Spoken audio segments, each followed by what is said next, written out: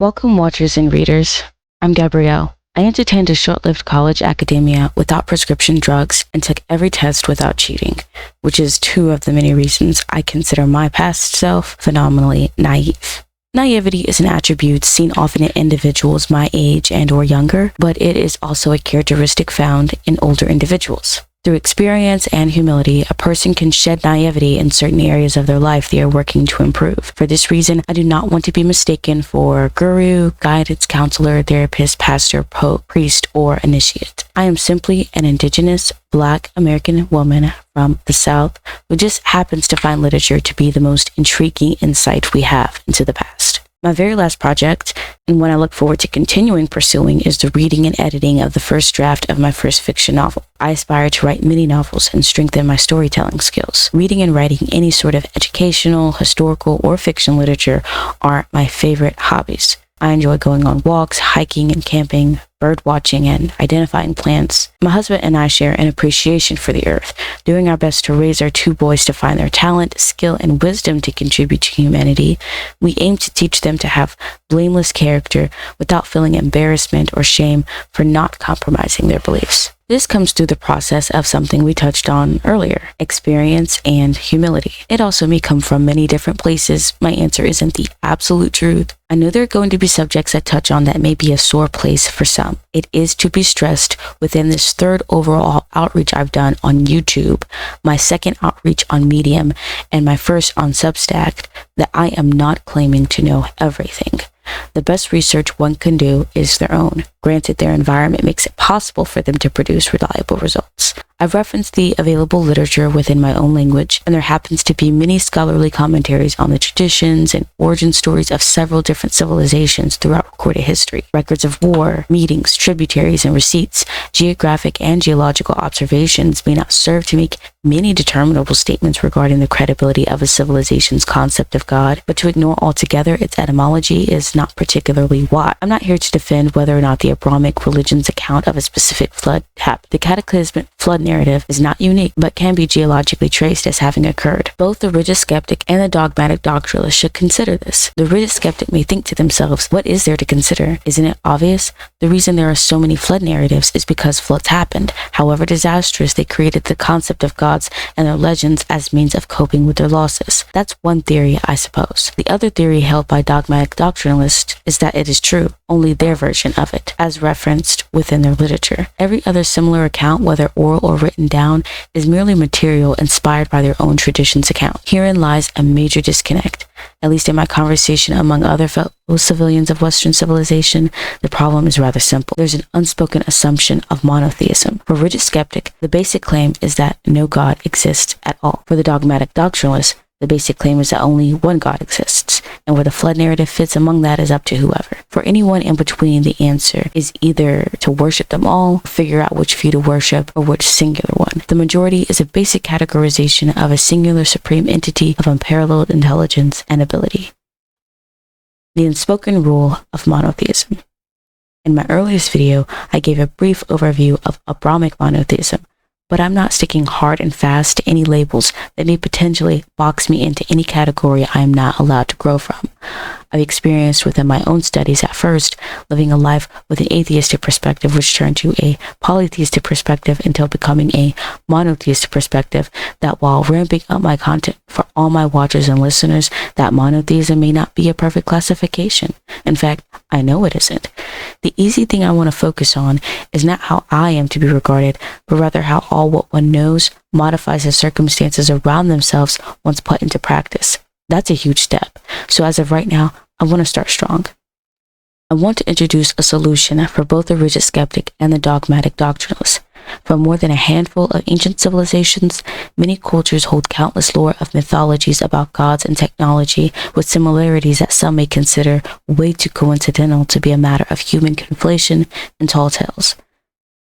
What Westerners of modern civilization have failed to come to terms with is that there is no need to explore whether the existence of a supreme deity is true, but rather what communication has transpired all these years between extraterrestrials and humans of certain authorized status. I do not think the world government would benefit from being upfront, but I do think that if more people were to catch on, there would be a backup plan for their backup plan.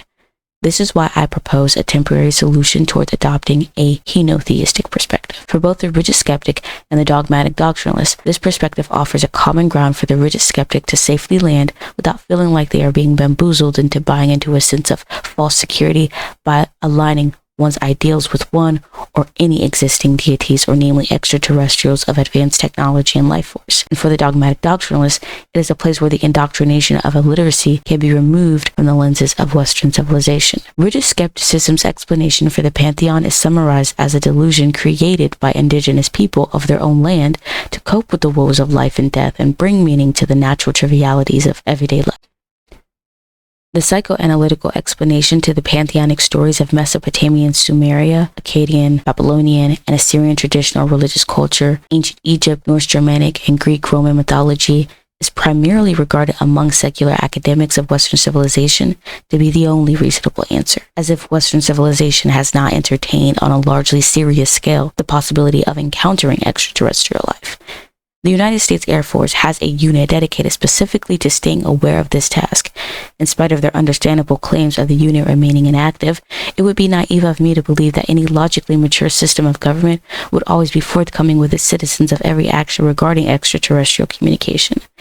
The only thing a rigid skeptic and a dogmatic doctrinalist needs to ask themselves in order to get over one of life's most intriguing stumbling blocks is whether or not they have reason to suspect the existence of extraterrestrials. If you, as a rigid skeptic or dogmatic doctrinalist to whatever religion you find yourself devoutly adhering, can admit that you either do or do not believe in the existence of extraterrestrials, you may find yourself answering the real question on whether or not you truly seek to build a bridge towards honest communication, or if you'd rather continue to be rigidly hyperfixated on your position to defend the incredibility of human life being the highest form of ever-evolving intelligence, or that a supreme intelligence is the only intelligence between that of humanity and living creatures. Everything else a source of make-believe mythologies with pagan origins, though pagan is often never treated nor rendered completely asunder from the culture that condemns it. For example, Hollywood entertainment, national holidays. You see, in order for a rigid skeptic to remain true to their ideals, they must be equally as skeptical of the non-existence of extraterrestrial life as they are skeptical of the existence of extraterrestrial life.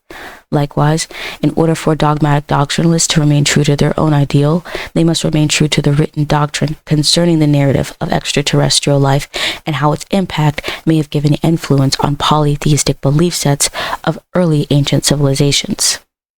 In spite of academic discussions shedding similar agreements upon the Abrahamic literature of the Jewish Tanakh, Christian New Testament, and Arabic Quran as being quietly influenced by earlier polytheistic customs as well as earlier disputed monotheistic tradition of Zoroastrianism, closer inspection of the polytheistic mythologies in comparison to monotheistic religions such as Judaism, Islam, Zoroastrianism, Baha'ism, between their sacred texts, the narrative seems to appropriately predate a continuing narrative found within the monotheistic religion's sacred texts. And within those texts are written brief acknowledgement of those deities, their origins, stations, communications with humans, downfalls, as well as redemptive qualities. There is not an Abrahamic piece of literature that does not in some way, shape, or form acknowledge the existence and or worship of deities. Whether the existing devout citizen were at leisure to worship, whichever is not relevant to the fundamental truth of the consensus of extraterrestrial existence among religions.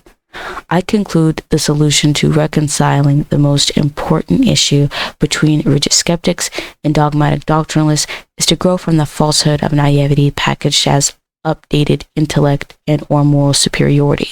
Become hyper aware of the reality to which you, as a civilian of Western civilization, have been forced to adopt. Consider information you might not yet know that could radically challenge your skeptical view of the credibility of the pantheons or your dogmatic perception of monotheistic worship. Thank you for listening or reading this article. If you haven't already, please be sure to like this video or go ahead and leave a comment if you can, and I will see you in the next one. Please subscribe. Thank you.